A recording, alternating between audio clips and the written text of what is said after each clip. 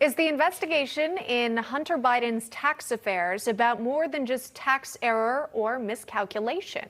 Prior to the presidential election, his laptop was at the center of several explosive reports by the New York Post that shed some light on overseas business dealings in China and Ukraine. Is this just the tip of the iceberg when it comes to China's influence in the U.S.? Trish Regan, a reporter and editor at TrishIntel.com, joins us with some of those intel answers. Trish, it's great to see you today. Tell us a little bit about what you make of the timing of this all, right? Because in October, the New York Post reported on that bombshell Hunter Biden laptop, which uncovered emails surrounding his forced business dealings with China. Mainstream media silent on it, dismissing it as Russian disinformation, Twitter censoring it as well, the New York Post account that is. But only now, after the election, are media outlets covering the Hunter Biden investigation. Why do you think that is?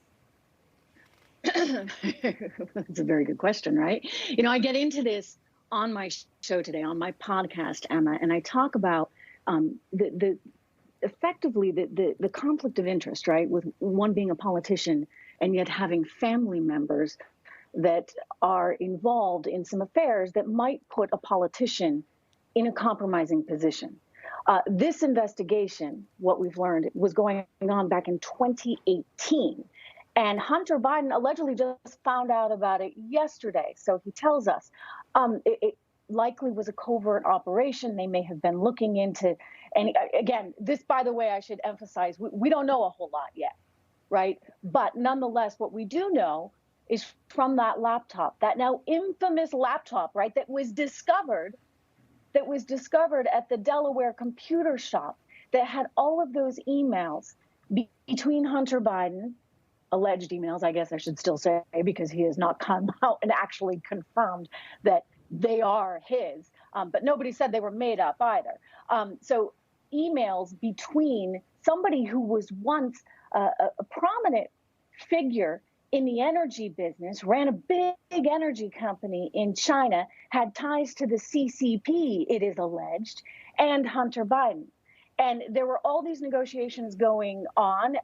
We know, of course, about his Burisma dealings. And you start to say to yourself, Emma, you know, what the heck? His father, don't forget, at the time of the Burisma deal, was vice president of the United States in charge of Ukraine policy. And it just, again, seems to me that there should be more of a Chinese wall, right? No pun intended, when it comes to one's family and one's business dealings if you're in politics. That's the life his dad chose. Yeah, well, I mean, imagine if it was Don Jr. or Eric Trump or Ivanka. I mean, it would have been nonstop coverage from, you know, similar to the New York Post reporting. Instead, we saw suppression. And because of that, Trish, do you believe that maybe there were American voters out there who'd never even heard of the Hunter Biden allegations from this laptop that potentially it could have influenced how they voted? You know, I'm really troubled by this. I mean, you are seeing a definite and very orchestrated effort right now, Emma, by the big tech companies and by big media companies to only tell one side of the story. And whatever their version is of truth, right, that's what they are going to permit. That is what they are going to allow out. And that is really bad in a country like ours, in a democracy like ours, where we should have these freedoms, right? It's our First Amendment, our freedom of speech. And you look at what's happening right now where YouTube is shutting down basically any content that challenges the results of this election.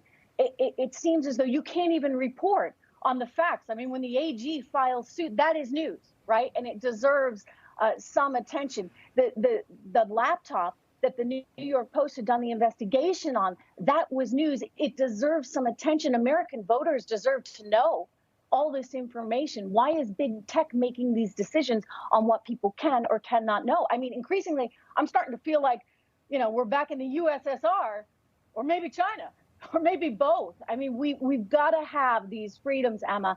They are integral, right, to us being a society that can progress, frankly, and can discuss things and come to logical conclusions and answers. Yeah, absolutely. I mean, it's the role of a journalist to research, report, present the information, and then let the viewers come to their conclusion. If you're not even doing that, you're not taking the first step and doing quite frankly, a disservice to your viewers. But Trish, we appreciate you joining us this morning. Trish Regan, taking the time. Thank you very much. Thanks, Emma.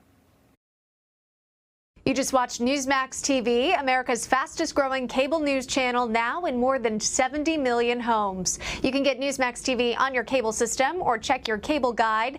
And if your system doesn't carry Newsmax, call them, tell them you want Newsmax TV, because we're real news for real people.